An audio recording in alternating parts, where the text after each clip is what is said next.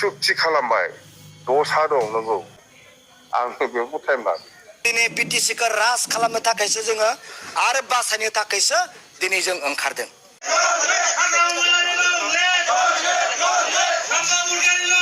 जेब्ला आङो बिटिसि नङा स्टेटल' नङा मोनसे नेशनेल लेभेलनि माबाफोर जुदि इसु थायोब्ला बेफोर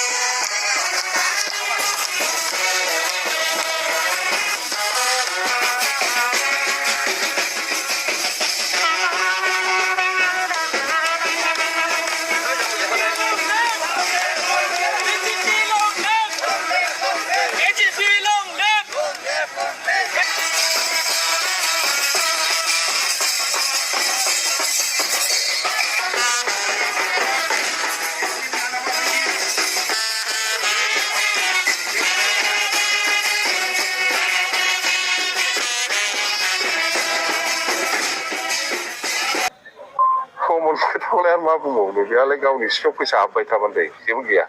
दे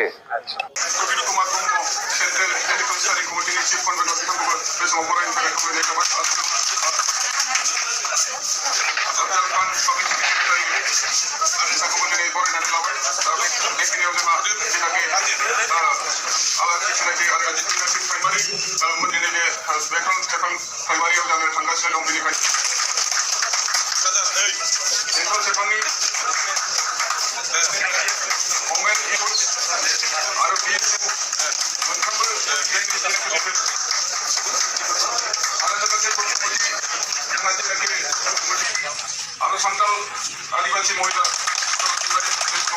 गोजोननाय थाबाय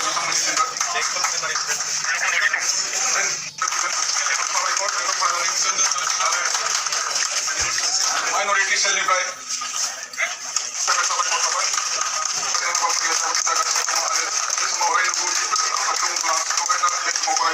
लानो हागोन मानोना जोंहा जेनाखि एक नं फरायनो थाखाय बेबायदिखौथ' आं पावाराव फैब्ला आं बख'नो हायो आङो बेखौ टाइम लादों सुक्ति खालामबाय दसा दं नंगौ दसा दं भुलखौ मावदों खिन्थु बिसोरो दिनै आगोलाव जा मावबाय जों दिनैनिफ्राय आरो बेबायदि खामानिखौ मावला होननानै प्रतिश्रुति होनानै सुक्ति खालामबायब्रा जोङो आरो मावला होननानै बेवहाय बिस्रा रेहाय मोननांगौब्रा मोनो नोंना एप्रसिङानो गैयाबा बोरै जानो नोंना एप्रसिङानो गैया नों सोरखौबा दाय होबा बोरै जानो सुक्तिखारिफ्रा एप्रस खालामनांगोन जोङो नंगौ जोङो ओरै भुल मावदों आगोलाव ओरै खालामदों खिन्थु जों दिनैनिफ्राय बेबायदि मावला होननानै प्रतिश्रुति होनानै सुक्ति खालामबाय बिनि उनाव मा थाखो आंहाबोथ' भुल दंमोन आंबोथ' बेबायदि खामानि मावला होननानै सुक्ति खालामदों बिनि थाखायथ' जेलनिफ्राय आंबो गदों केसाबो जोबदों दिनै आलफा आलसा पन्थी आलफानि लिडारफ्रा जों आगोलाव जा मावबाय आरोबाव जों गोदानै बेबायदि मावफिनला जोङो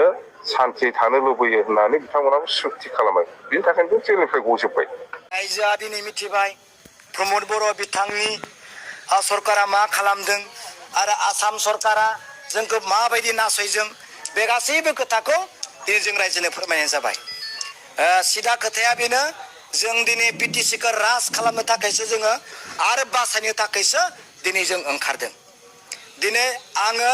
बेवहाय बुंदों आं दुलाराय बर' फरायसा आफादखौ दिनै दुसियाखै बिथांमोननि नाजानायखौ आं बुंदों बिथांमोना 6.3 दफा बायदि स्कुलखौ कलेजखौ सरकारि खालामनो थाखाय बिथांमोना नाजादोंमोन होननानैसो आं फोरमायदों नाथाय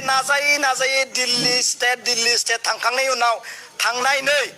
थांनाय बोसोरनि जुननि 30 तारिख फाइनाल खालामबाय जे सरकारि स्कुल कलेजखौ जोङो खालामनो हाला रायजोनो मानो फोरमायनानै होआखै दुलाराय बर' फरायसाया मानो सिरि थादों नै आसाम सरकारा जोंनि स्कुलखौ जोंनि कलेजखौ सरकारि खालामनो हाला होननानै लेखा लिरना हरबाय होननानै रायजोनो मानो फोरमायना होआखै सों दुलाराय बर' फरायसा आफादनियाव सों होननानै आं दिनै रायजोखौ बुंदों बिथांमोनाबो मोनथिनो लुबैयोना दिनै दिल्ली सरकारा दिनै एनआइटिआ सिलचरावनो दोङो नोंसोरनि सेन्ट्रेल इउनिभारसिटिया तेजपुरनि खाथियावनो बेयावनो फरायहैथां होननानै दिनै नेगेटिभ लिरनानै हरबाय माइनास लिरनानै हरबाय बेफोर खोथाखौ दुलाराय बर' फरायसा आफादा रायजोनो फोरमायाखै होनबा बिथांमोना बुंदों जों जेबो फोरमायाखै नों बुंब्लासो जों सिनायदों जों मिथिदों आं बुंदों आं लेखायाव जिखौ दोङो बेखौसो बुंदों दिल्ली सरकारा बिउरोक्रेट्सफोरा आइएएस अफिसार आइपिएस अफिसारफोरा जोंखौ लिरना हरदों आं बेखौसो बुंदों होननानै आं दिनै रायजोनो फोरमायनानै होदों बेब्ला आङो बिटिसि नङा स्टेटल' नङा मोनसे नेशनेल लेभेलनि माबाफोर जुदि इसु थायोब्ला बेफोरखौ गोरलैयैनो